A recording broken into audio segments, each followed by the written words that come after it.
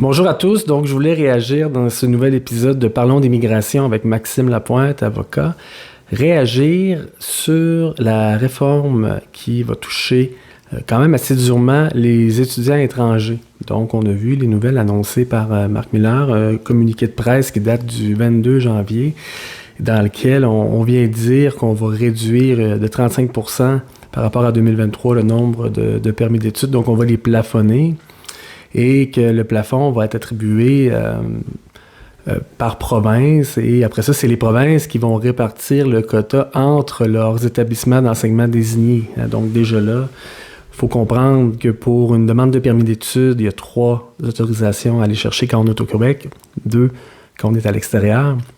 Donc une lettre d'admission de l'établissement d'enseignement qui doit être désigné. Donc c'est pas toutes les écoles qui peuvent recruter des étudiants étrangers.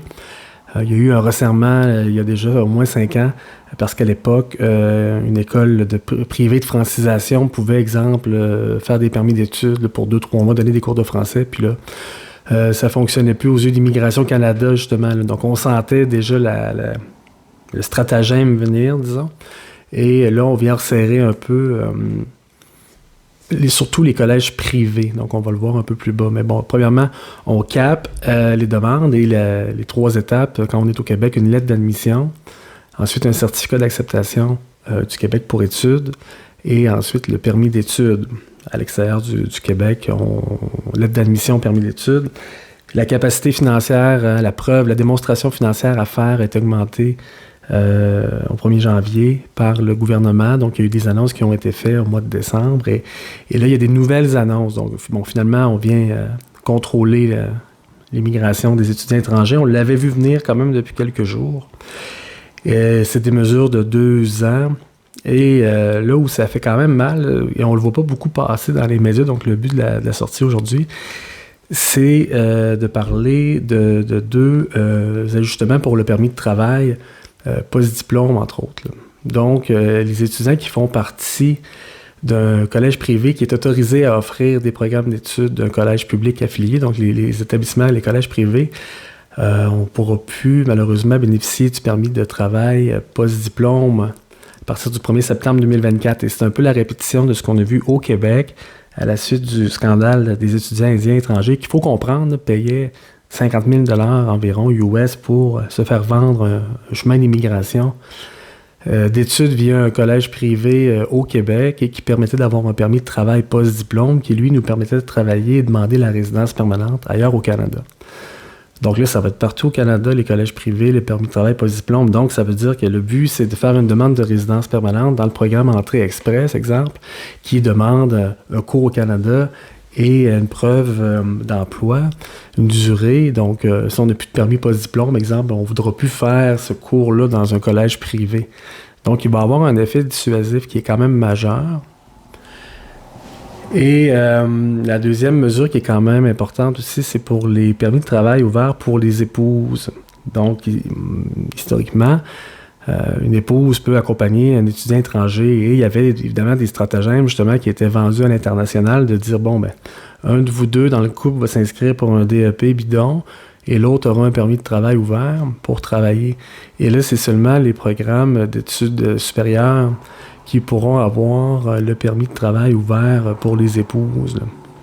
Donc, ça veut dire qu'on va avoir moins le goût de venir faire une stratégie de travail de couple d'immigration où est-ce qu'un des 2 membres de la famille étudie et que l'autre travaille et puis ça va être l'autre qui va demander la résidence permanente. Bref, le recrutement international d'étudiants étrangers va être beaucoup plus difficile, surtout qu'on contrôle le nombre d'élèves par établissement, par province. Mais ça, au Québec, ça ne nous touchait pas. Il y a un graphique qui est sorti, là, Nicolas Kung, du Toronto Star, qui sort le pourcentage d'étudiants étrangers dans la population et le pourcentage de la population canadienne par province.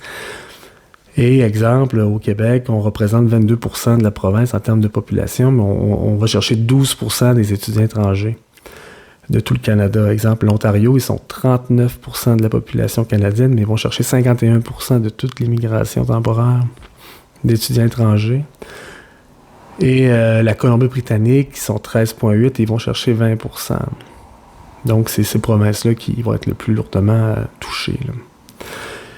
Donc, au Québec, on verra pas trop le sujet passer, mais quand même, on va encore revenir aux étudiants qui a des taux de refus dans les permis d'études, parce que là, en exigeant plus de fonds, exemple, des étudiants étrangers, ça va être plus difficile à démontrer. Là, c'est ce que j'ai entendu de certaines personnes.